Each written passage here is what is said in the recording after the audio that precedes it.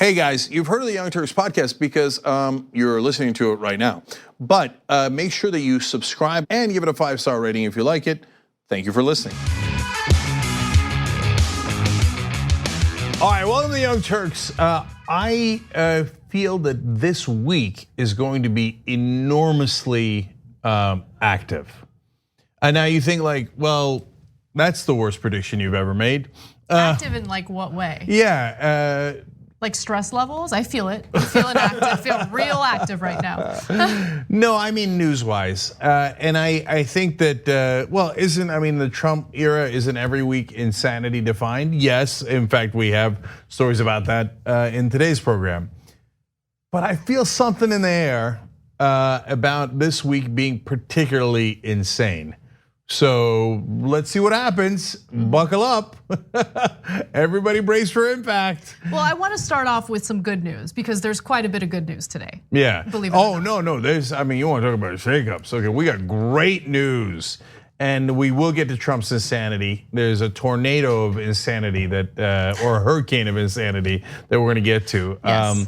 But I also want to let you know that Anna is going to be on Cuomo tonight. So that's at 9 o'clock Eastern, and it's going to be progressives versus moderates because of the story we're about to tell you, which is awesome. Anyway, but make sure you watch and see Anna at 9 o'clock tonight to see Anna. All right, let's do it. A major poll indicates that both Bernie Sanders and Elizabeth Warren are now leading in the Democratic primary. Now, this is a Monmouth University poll that shows that they are beating Joe Biden, who has been the front runner, and they're beating him by 1 point. The Monmouth University poll released Monday shows Sanders and Warren deadlocked among Democratic voters at 20%, with Biden a point behind at 19%. No other candidate cracks double digits. That includes Kamala Harris, who's in 4th place at 8%. All right, you guys ready? Ladies and gentlemen, we got him. Down goes Biden. Okay, I'm just kidding. So one of the worst mistakes anyone can make is to get too confident, and I don't want people to get confident. With that said, this is great news because there are giant changes in the poll results for these candidates. So if you just go back a little bit, the same polling organization found something very different just last month. Hold on. So before we show you the massive changes that have come forward, I want to tell you 2 things we're going to do afterwards. One, Nate Silver has decided this poll doesn't count.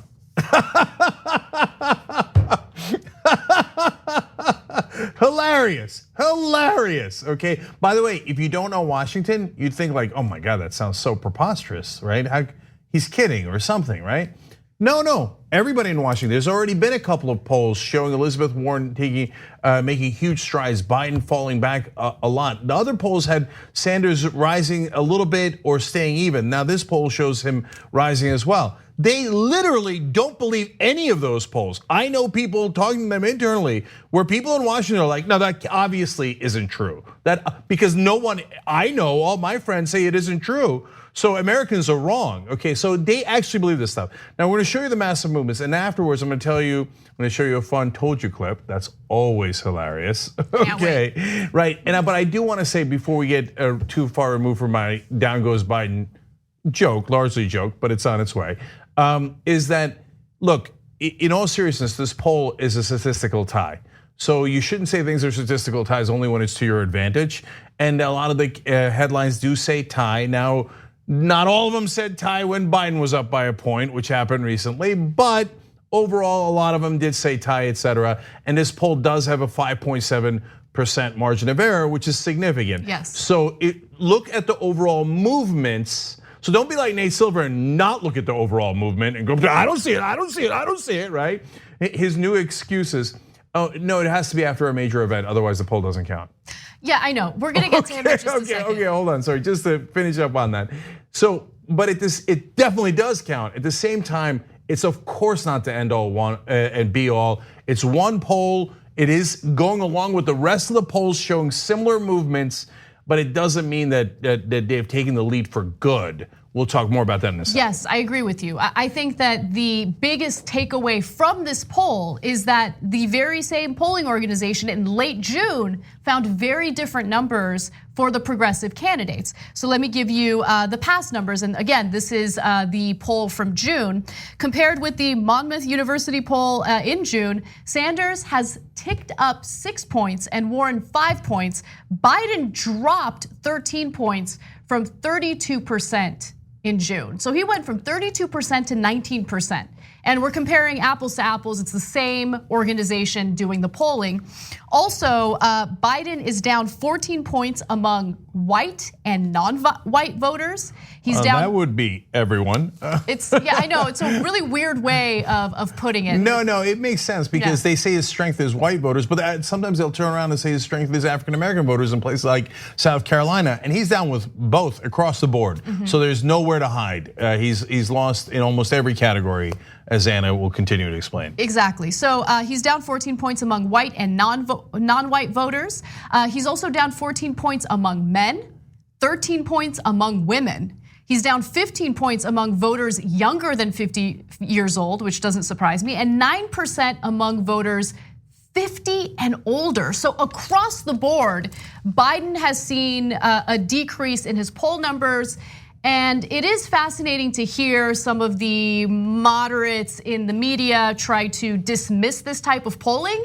And just going back to Nate Silver, I do want to read you his tweet in response to this because it was just fascinating. He says, let's go to graphic 6. The advanced skill in polling analysis most people miss is that you should be much more inclined to believe there's been a significant shift in the polls after big news or campaign events, example, debates, and much less inclined to do so when there hasn't been. So 2 things I want to just mention off the bat. First of all, there was a debate in June. Yep. I mean, did he forget about that? And secondly, there were other things sprinkled throughout the last poll and today's poll, and those things included Biden saying all sorts of nonsensical, crazy statements. One of the latest ones that we haven't covered on this show yet, he gave a speech where he talked about what would it have been like if Obama had been assassinated? Like he has these weird moments that I think are really starting to hurt him politically. No, I mean, look, I'm worried about Biden, and I don't mean that in a fake kind of way, like I'm concerned about him. Let's now, talk about how his mental state and bury him. No, I'm worried about him as a person. If he was the candidate, I'd be massively worried for the Democratic Party. I mean, look, he was just in New Hampshire, and he said, what a beautiful state Vermont is. Now, if that was the only slip up, you'd say, oh, that's no big deal at all, right? And I always remember the theorists, let's put them that way, that thought that Hillary Clinton had an aneurysm and had brain damage. And it was a lot of people on the right wing, but also some folks on the left wing, okay? And that was never true, and there was never any evidence of that. And faced with overwhelming evidence that her mental state is fine now, they still won't give in because some people lose their minds when it comes to politics and bias, etc. So with Biden, if it was just one data point, okay. But now, guys, he's done it over and over again with so-called gaffes, and the poor kids can be like white kids, and you've heard at least half a dozen significant ones. But on the Vermont, New Hampshire one, you're campaigning in New Hampshire. New Hampshire is one of the first 2 states. Confusing it with Vermont when you're that seasoned a politician, that is really weird. And so I give you that in the context of what Anna just said, which is, no, Nate, all of this has happened since the last debate. There's been 2 debates, and the polls moved after the second debate clearly in favor of Warren and Sanders, and more importantly against Biden. And then there was one poll that showed that no, Biden had regained the lead, and of course all the mainstream media is on Biden's side, so they do propaganda on his behalf 24/7 after the debates for several weeks. But then he kept making these huge gaps that are making big news. So there's plenty of reasons to believe this poll and 2 others that are similar to it are real. But when anyone in the establishment, including Nate Silver, sees numbers they don't like, they just wish them away. He did the same thing with Donald Trump right about this time. When I was saying, look, all the numbers are super real, he's gonna win the Republican nomination, people like Nate Silver were saying I was crazy. Oh, that's never gonna happen. No one I know likes Donald Trump. that doesn't mean a goddamn thing. And the reason I get more mad at Nate Silver is because his job is supposed to be numbers. Right. If he was a normal jackass pundit on television, I'd be like, it's Tuesday. Right, the American people say that millionaires should keep their tax cuts. That's what I heard among my millionaire friends, right? That's normal stuff, but Nate can't even see numbers straight. Yeah, I mean, look, I'm not really surprised. I think that his commentary and his hostility toward progressive candidates is well documented. But I do want to get back to some of the other findings of this poll, and then I want to kind of give you my theory, and then Cenk can brag about his predictions. Yes. Yeah, I know that's what he's waiting for the most. So here are some more findings, and it's just fascinating. Biden also slipped 18 points among Democratic voters who describe themselves as moderate or conservative, and 9 points among self-identified liberals. Okay, let's pause for a second.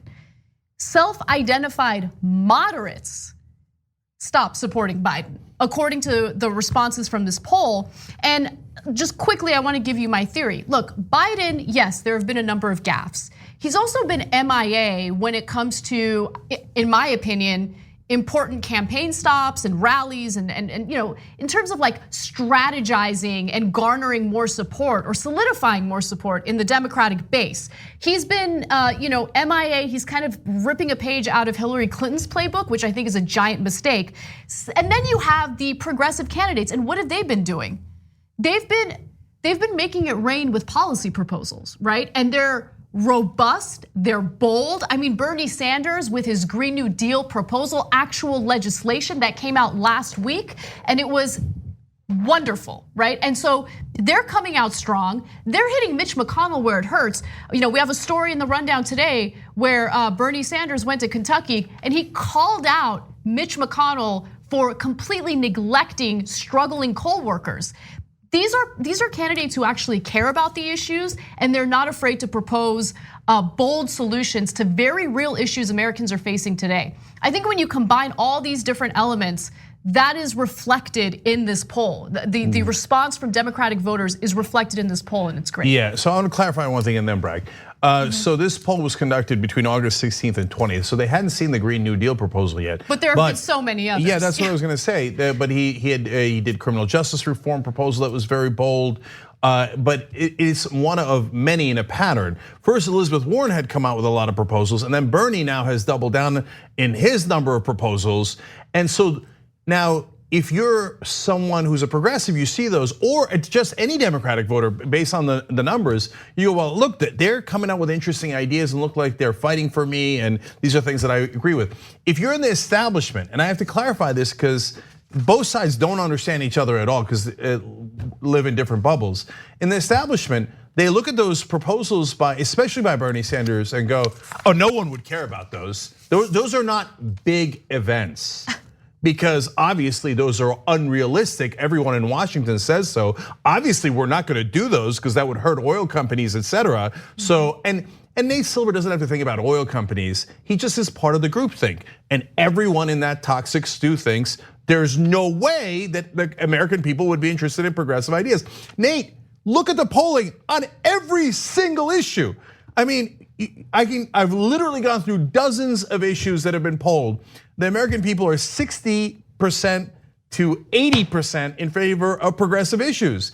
The number that keeps popping up in like half the polls is 66%, 66%. That's 2/3 of the country, okay? On massively progressive values and issues, et cetera. But when Warren and Sanders defend those, everyone in the establishment goes, oh, that's not a big deal, that can't be real.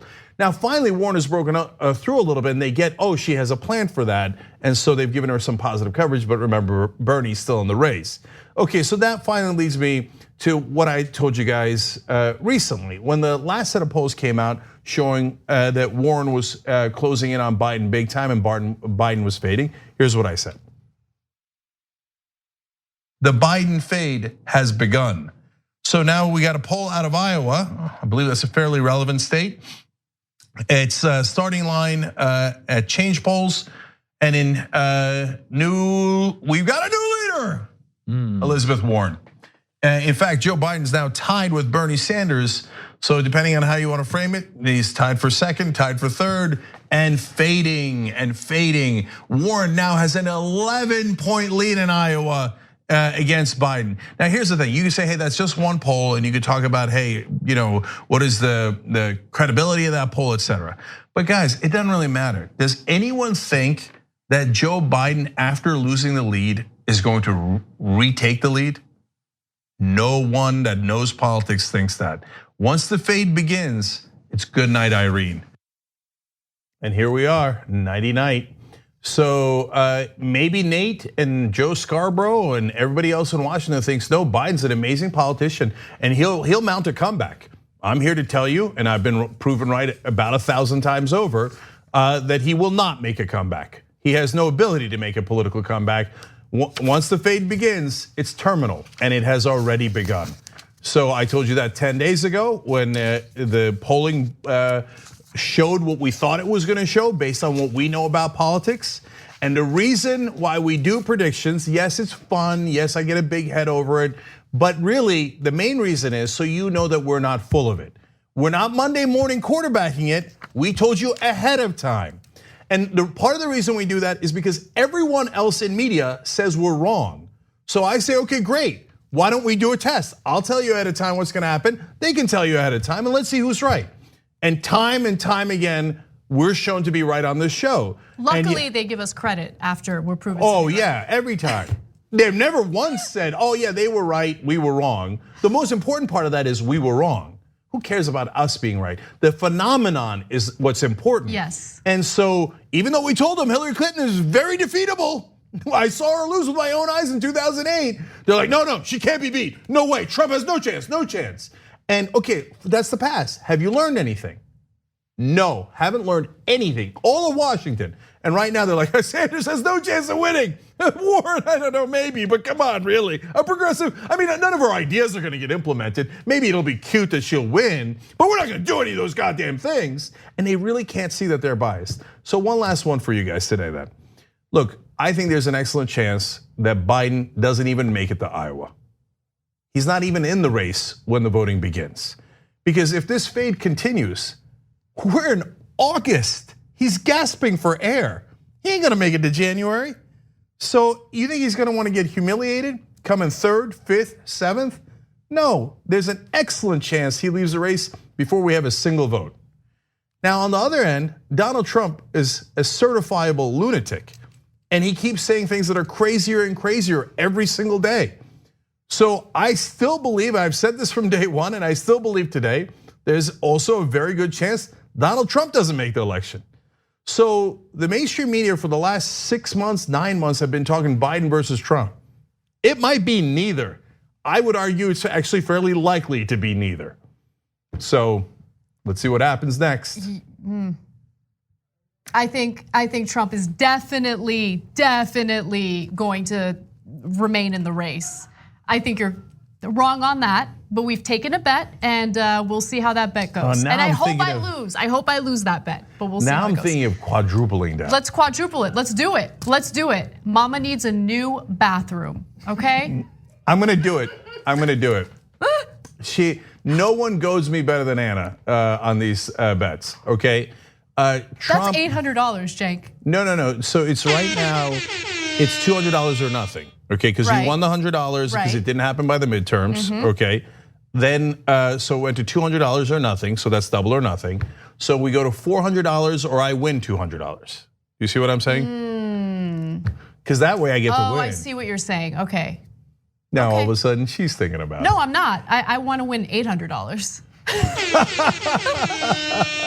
Well, that would have to be 8. There's the trade war, so inflation with materials. Okay, I hear you. All right, so 400 you win, 200 I win if Trump is not in the race. Correct. Right, like does not finish his term. Correct. Does not finish his term. All right, let's do it. Deal. All right, here we go. We're on again. All right. Wait till you see the rest of the show. I don't know what happened there. Okay, wait till you see the end of the show.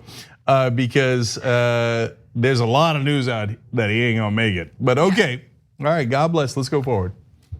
All right, we gotta take a break. When we come back, we have Bernie Sanders, man. This is one of my favorite stories. He's showing up to Kentucky. He is calling out Mitch McConnell, smacking him in the face politically. This not is a big news though. I love it. We'll be right back. Not a big news story though, no, not a big deal. Okay, we'll do one. We need to talk about a relatively new show called the Republic, or UNFTR. As a Young Turks fan, you already know that the government, the media, and corporations are constantly peddling lies that serve the interests of the rich and powerful. But now there's a podcast dedicated to unraveling those lies, debunking the conventional wisdom. In each episode of the Republic, or UNFTR, the host delves into a different historical episode or topic that's generally misunderstood or purposely obfuscated by the so-called powers that be, featuring in-depth research, razor-sharp commentary, and just the right amount of vulgarity. The UNFTR podcast takes a sledgehammer to what you thought you knew about some of the nation's most sacred historical cows. But don't just take my word for it. The New York Times described UNFTR as consistently compelling and educational, aiming to challenge conventional wisdom and upend the historical narratives that were taught in school. For as the great philosopher Yoda once put it, you must unlearn what you have learned. And that's true whether you're in Jedi training or you're uprooting and exposing all the propaganda and disinformation you've been fed over the course of your lifetime. So search for UNFTR in your podcast app today and get ready to get informed, angered, and entertained all at the same time.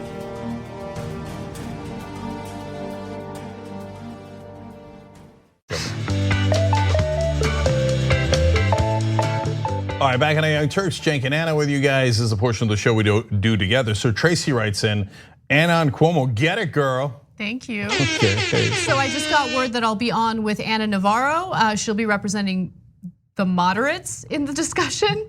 And that's so fitting. A Republican, but anyway, okay. No, that's perfect. Yeah, that's right. If you want to vote for a Republican, you support the people Anna Navarro supports. Yeah. And if you want to vote for a Democrat, support the people Anna supports. Yeah. So that's tonight at 9 o'clock on CNN. Don't miss that. That ought to be fun. Anna brings it. Okay. Tommy Too Strong writes in, progressives are pulling ahead versus everybody. There ought to be a t-shirt. Why I'm glad you mentioned that, Tommy, because there is a t-shirt. Of course he knows that. TYT.com, I'm sorry, shop TYT.com. And actually it fits in perfectly because it got 20% off today, presumably because of back to school or something. It's one day only. It's one day only, so you do have to panic. And you got these snapbacks now. So they're pretty cool and badass and all that stuff, so go for it. So 20% off at shoptyt.com. Tommy, seriously, thank you for mentioning that. Like when I wear my Progressives versus Everybody shirt, people are like, yes. Okay. Anyway, KT Nicole 87 says, today was my last day of college. Had to share with my TYT family. Well, thank you, and thank you for watching with us. Kabitch on Twitter says, after Mrs. Biden spoke, I think that broke the camel's back. She just couldn't sell her own husband with any authority. Poll taken actually before that. So upcoming polls might be worse for Biden. The Vermont gaffe after the poll. The Jill Biden after the poll. Bernie's Green New Deal proposal after the poll. So upcoming polls could conceivably be significantly better for the progressives.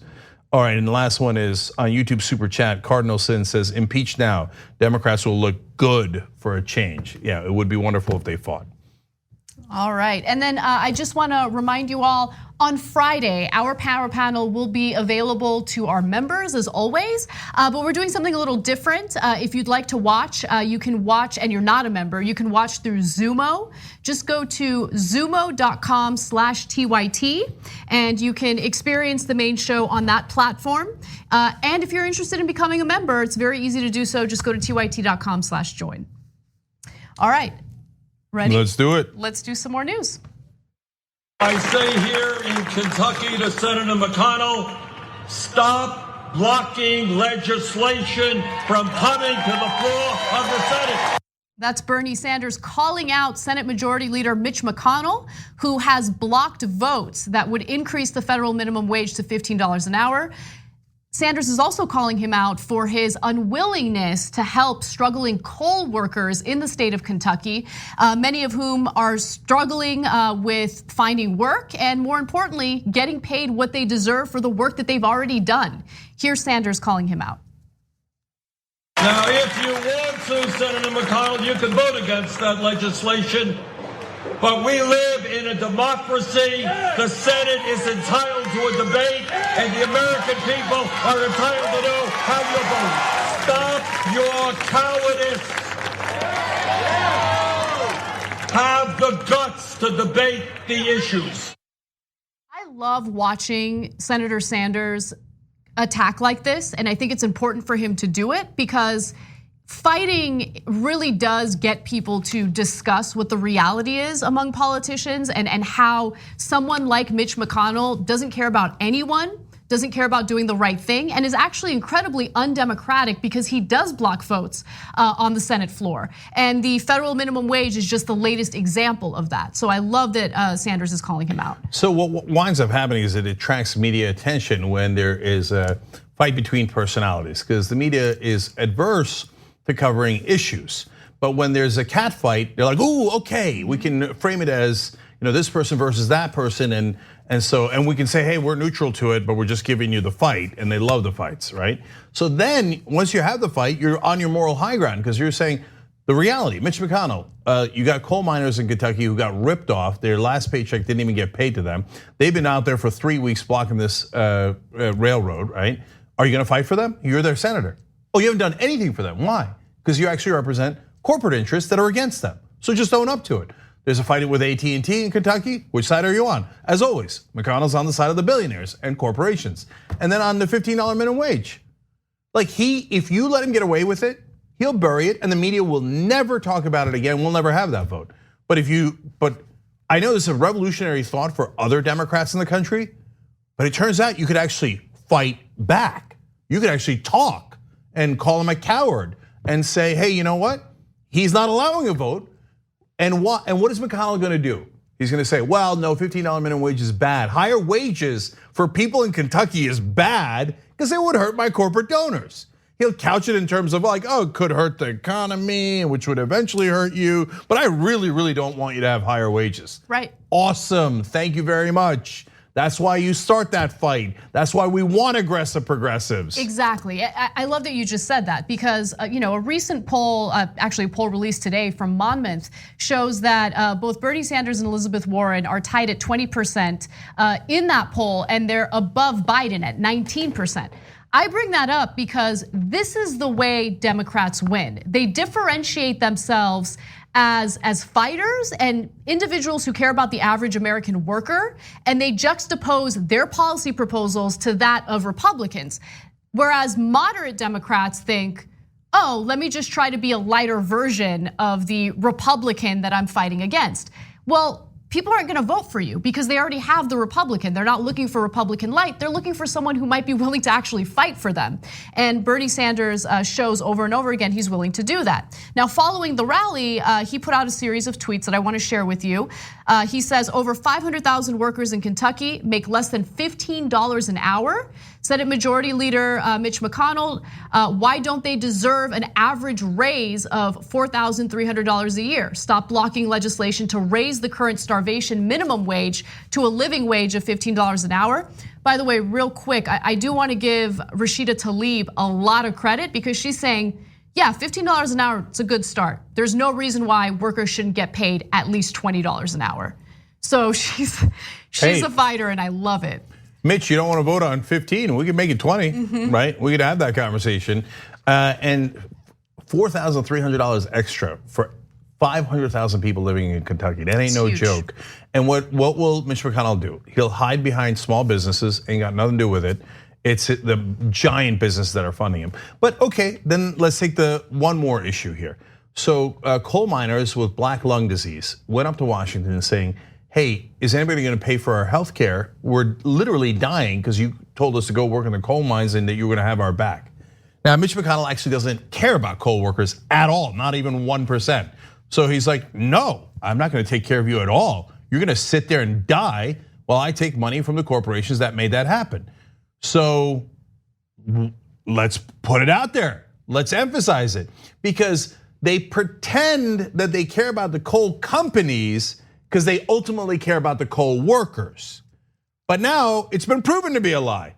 You got black lung disease? Mitch McConnell doesn't give a damn about you. You want to get higher wages? Mitch McConnell's going to block it and end it and stop it because he doesn't care about the coal workers. He cares about the coal companies that fund his campaigns. He is the heart of darkness on corruption.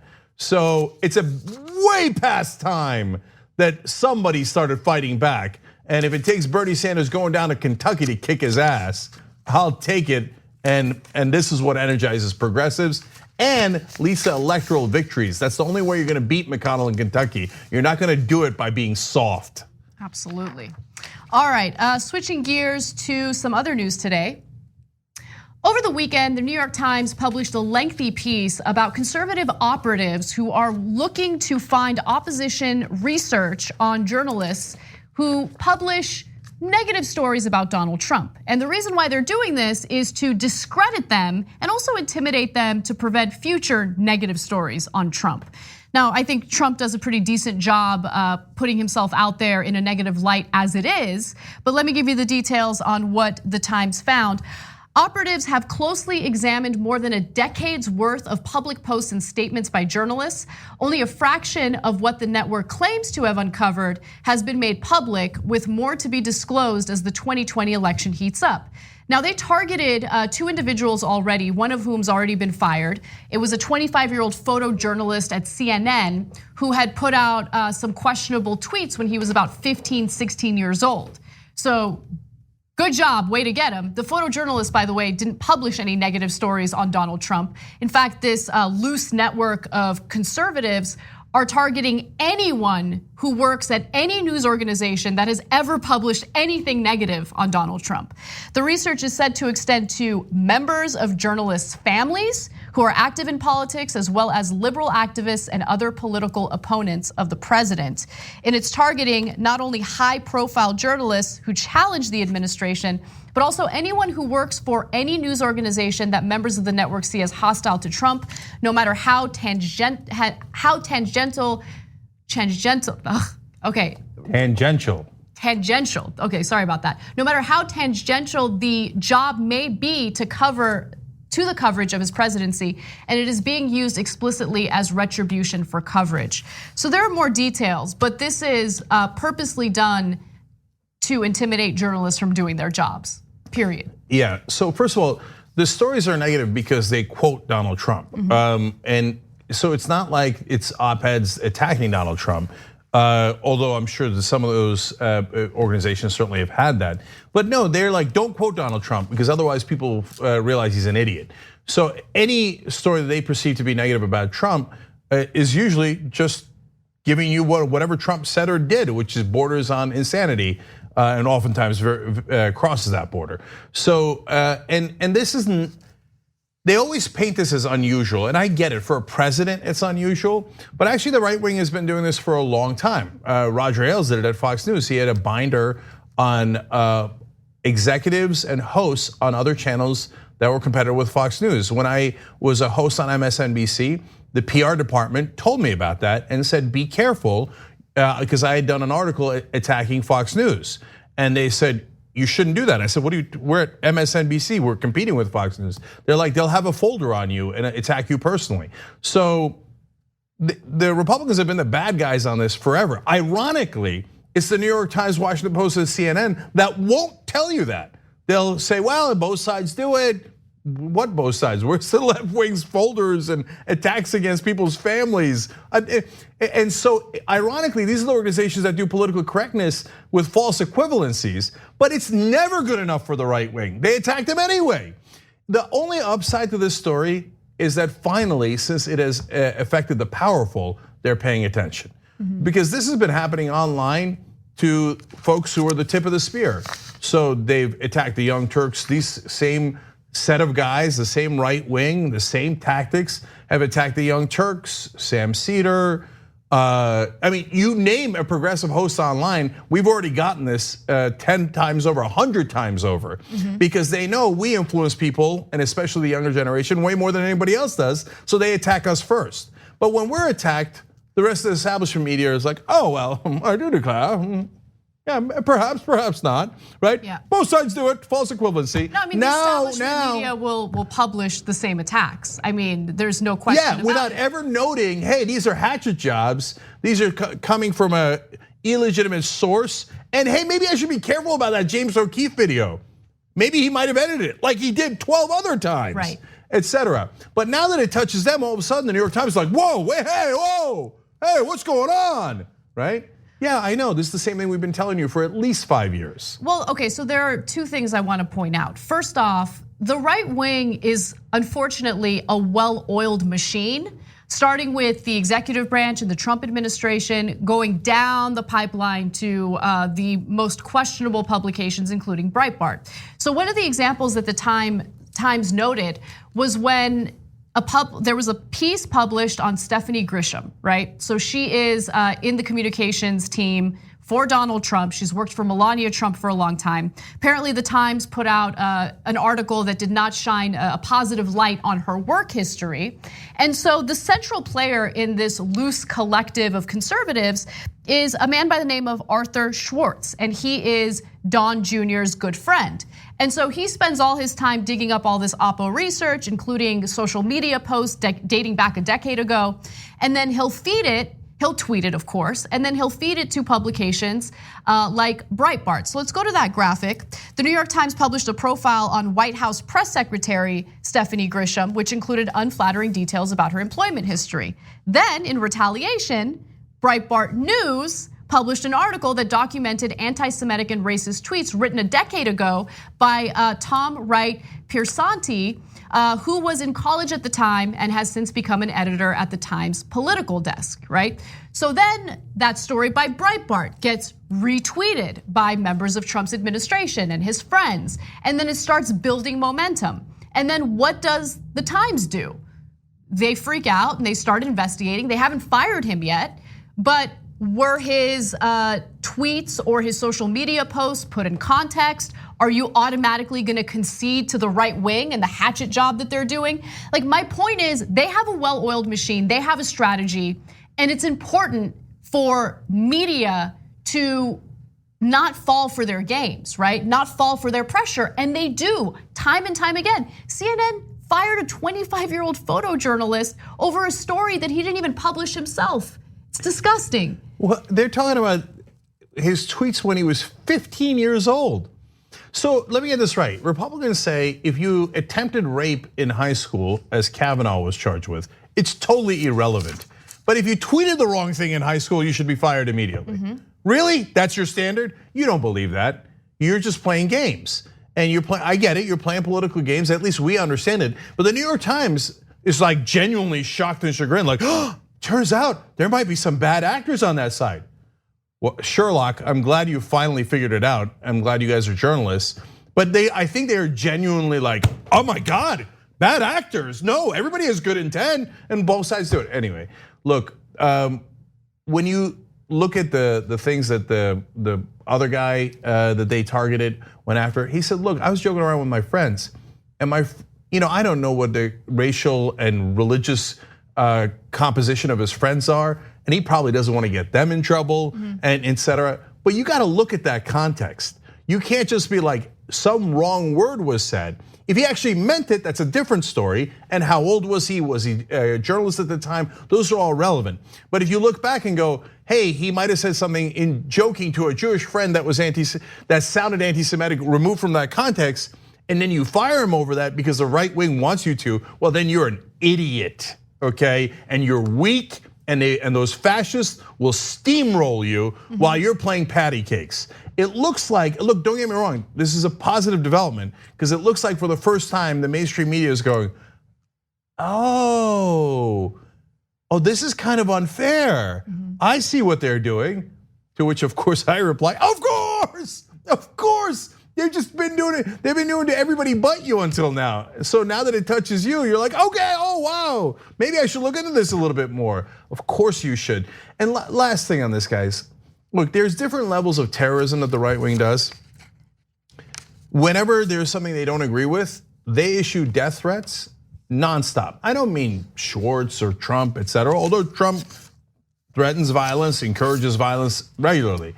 No, they just release it to the crazy people that follow them. And it's called stochastic terrorism.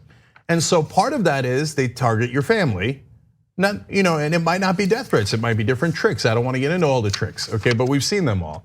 They target where you work. They target you personally. Then they target you physically, and then they send the death threats. And so you have no idea the pressure that builds. So random people working at those organizations, maybe you're an accountant at the New York Times, and now you realize, and this has been happening for a long time.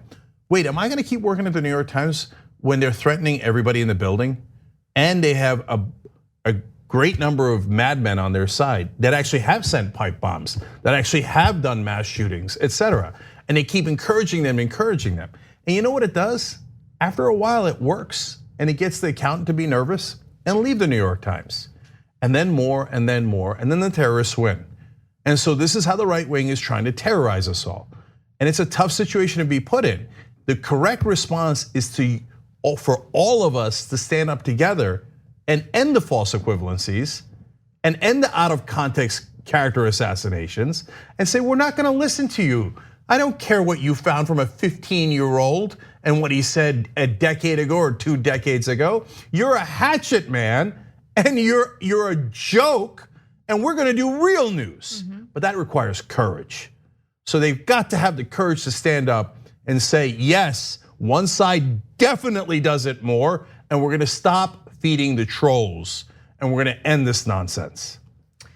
When we come back from the break, we are gonna talk about the G7 summit, and as you can imagine, Donald Trump just displayed his lunacy for the entire world. Tick, tick, tick, tick, tick, tick, tick. At TYT, we frequently talk about all the ways that big tech companies are taking control of our online lives, constantly monitoring us and storing and selling our data. But that doesn't mean we have to let them. It's possible to stay anonymous online and hide your data from the prying eyes of big tech. And one of the best ways is with ExpressVPN. ExpressVPN hides your IP address, making your activity more difficult to trace and sell to advertisers. ExpressVPN also encrypts 100% of your network data to protect you from eavesdroppers and cyber criminals. And it's also easy to install. A single mouse click protects all your devices. But listen guys, this is important. ExpressVPN is rated #1 by CNET and Wired magazine. So take back control of your life online and secure your data with a top VPN solution available, ExpressVPN. And if you go to expressvpn.com/TYT, you can get 3 extra months for free with this exclusive link just for TYT fans. That's expressvpn.com/TYT. Check it out today.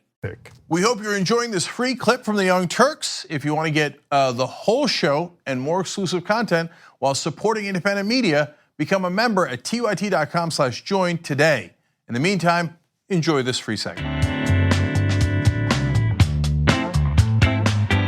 All right, back in the Young Turks. Oh, I forgot to get the tweets. Okay, so we got some great tweets for you guys. And by the way, a little bit later in the program, we're gonna announce something really exciting. Okay, the Restless Progressive says, I love Sanders. He's like the only boomer politician who gets millennials. I can only hope I have the same kick in my step when I'm his age. Look, I'm 49, I think the same thing.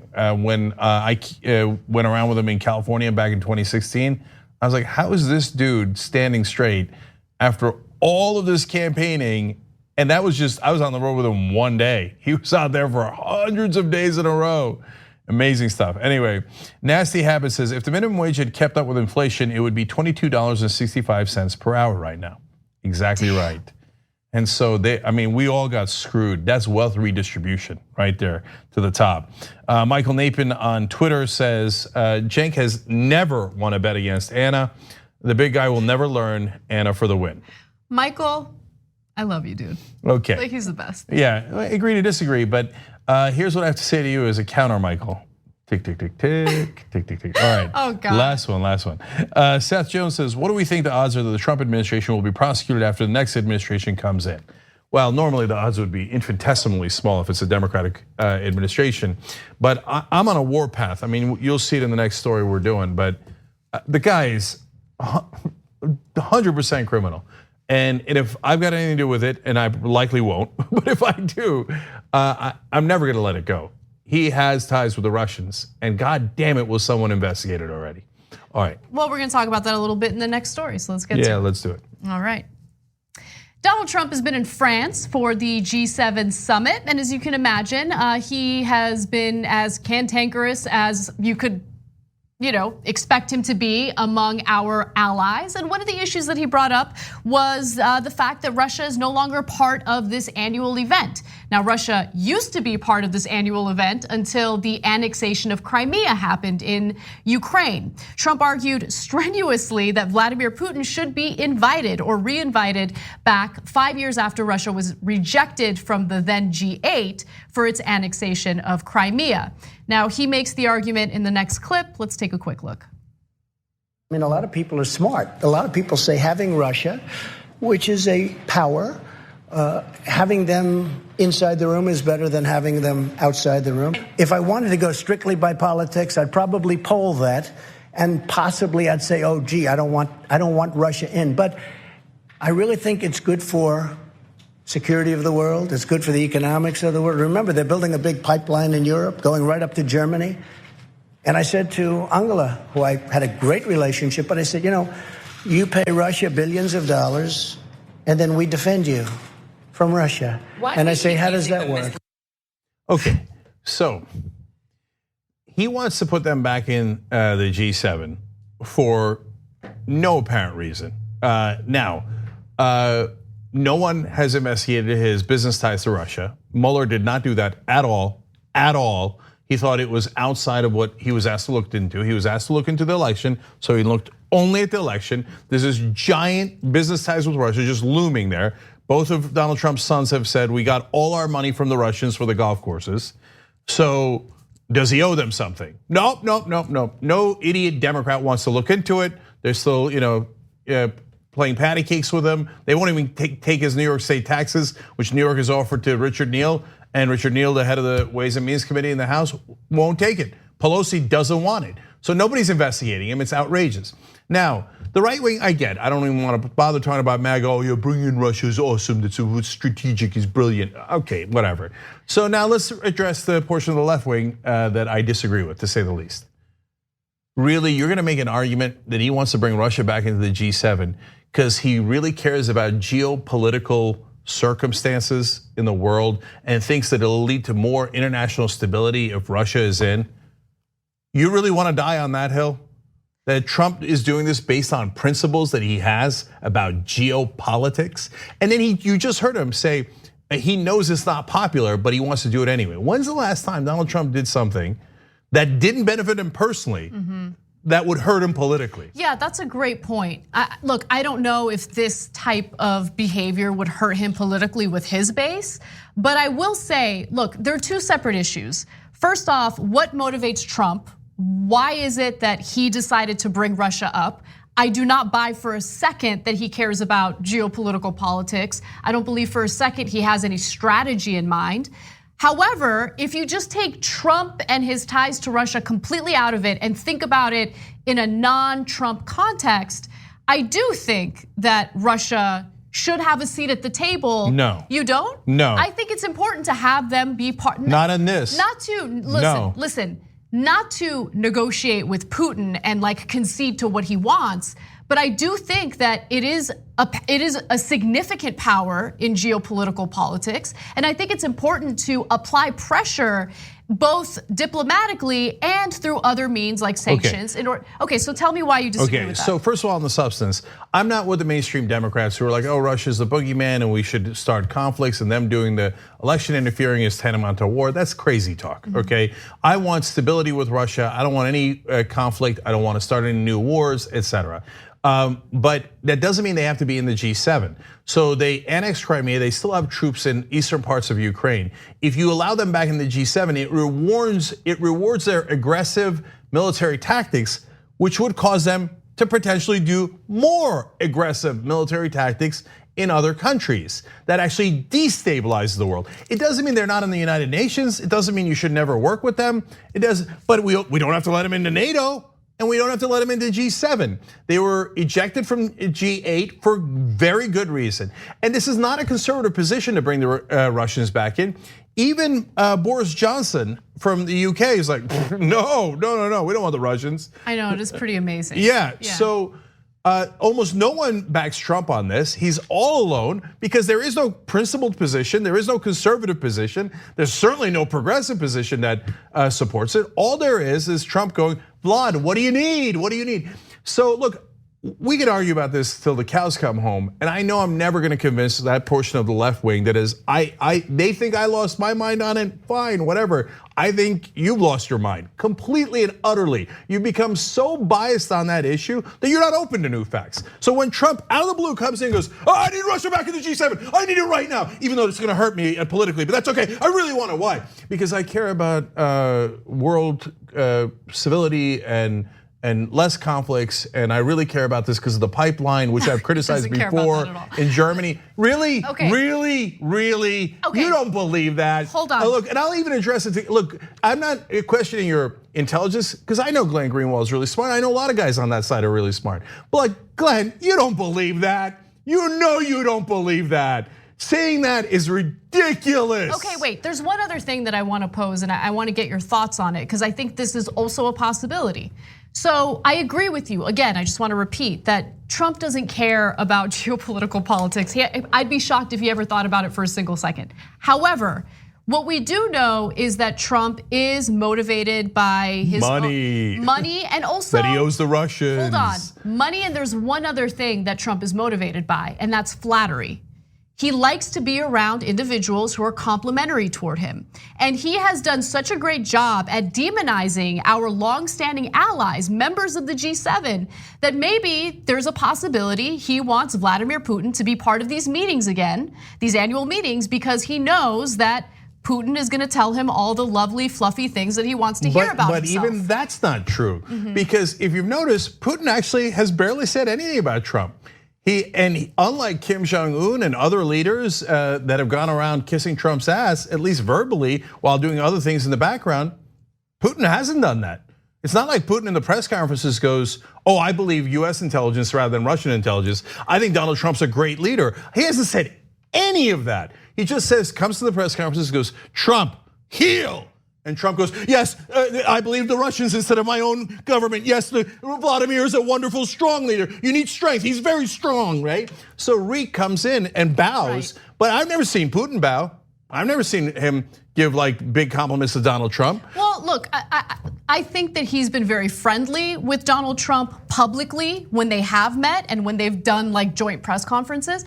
But one other thing is, remember, they've had a number of private meetings. Now, of course, why do they want those meetings private without any US officials part of it, without any transcript or any record of those meetings?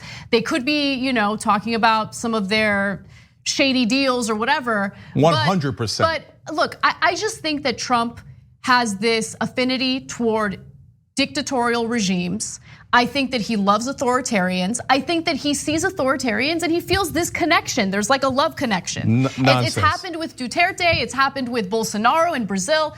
Look, I'm giving you all the possibilities. I know, I get it. I'm giving you all the possibilities. And don't get me wrong, I don't deny that there are some business deals going on behind the scenes that should be investigated. Okay. With that said, I do think that if you do care about geopolitical issues, applying pressure through economic means and sanctions is great, and I would lean in that direction. But I want Russia to be part of the conversation and apply pressure that way as well. That's where I'm coming from. Yeah, okay. Yeah. So look, there's dictators he doesn't like. I agree with you, he likes authoritarian dictators that are on his side, but he doesn't seem to like the Iranian leaders. He doesn't seem to like Maduro, so he's pretty selective about the dictators that he likes. Right, and well, you could argue about whether Maduro is a dictator or not, but certainly Trump thinks so. So there's 50 other dictators in the world that he doesn't love. He wants Venezuelan oil also. Like his business it's interests. always about the money. Okay, last thing, guys. You can think anything you like, but you're wrong. Okay, so Jesus. No, you are, and so I don't care, and you can cry about it all day long too. So the reality is, you're ignoring obvious things. He goes in to meet with the Russian leader without an American translator, let alone any American government official. Like you can go and be like, oh, that once happened in 1837 as well, when there were no translators. Anyway, okay, so I'm having fun there. But overall, like they're like, oh, maybe that happened once or twice before. That's not even true. But you're trying to find excuses. His sons say we got all the money from the Russians. He does almost everything on behalf of the Russians, including weird, out of the blue things like, yeah, let's put them back in the G7 when no one else, not even any other conservative agrees with that, okay? And then on top of that, he goes has secret meetings with Putin where he doesn't want any American to hear what they're talking about. The answer is super obvious. Okay. He has business ties with the Russians, they have leverage over him, and they tell him what to do. If you want to cry about that, go cry somewhere else. Oh, no way, I think Trump is really honest about Putin. He's dishonest about everything else, but he's really honest about beloved Putin and Russia. I think you're crazy for thinking that. I have to mention one other thing. I would feel terrible if I didn't, so I'm gonna do it right now.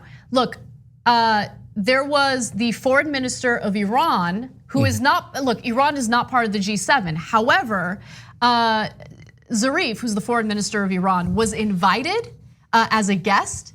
And so I don't know, is there a possibility that having an Iranian presence there upset him to the point where he's like, well, if Iran gets to be here, then Russia gets to be here too. Nope. I'm just putting that out there too. No way, he planned this long ago. And of course, guys, you're trying so hard not to see the obvious. I'm giving you the details. Russians own him. I can't wait to have any kind of power where we can prove that out, okay? So you can't say it based on this. Obviously, like I'm not saying, I can say it all day long. I'm not gonna put somebody in prison over our assumptions, no matter how obvious they might be. But will a goddamn prosecutor look into his business ties with Russia? What is wrong with you guys? It's the most obvious thing in the world. And don't tell me they've looked into it, because they haven't. Show me the case where they looked into it. You don't have it. You just go, oh, well, they look into it, so he must be guilty, he must be innocent. And if you're on the so-called left and you keep insisting and screaming from the rooftop how innocent Donald Trump is, even though you know they haven't looked into his business ties with Russia, what's your motivation? And I think your motivation is that you dug a hole too deep and you can't get out. So you've surrounded yourself with your own bias and you're like, nope. Trump is totally innocent on Russia, totally innocent. No, I don't want to see his business ties. I don't want to see the hundreds of millions of dollars he took. And I don't want to talk about whether he might be biased about money and his own personal interest. He is on everything else, but not this one. On this one, he's pristine. Okay, well, have at it, Hoss. Make that argument and get mad at me, but you're wrong and I'm right. All right, I just want to note one other thing. For anyone who thinks that we are in this weird echo chamber where we never disagree with one another, here it is. But look, we agree largely when it comes to Trump's relationship with Russia. I'm just saying in this particular context, he might have been motivated by other things. I'm just putting that out there. We gotta move on. I don't want you to get mad at me, Jake, okay? All right, we'll be back. Thanks for listening to the full episode of the Young Turks. Support our work, listen ad-free, access members-only bonus content, and more by subscribing to Apple Podcasts at apple.co/TYT. I'm your host, Cenk, and I'll see you soon.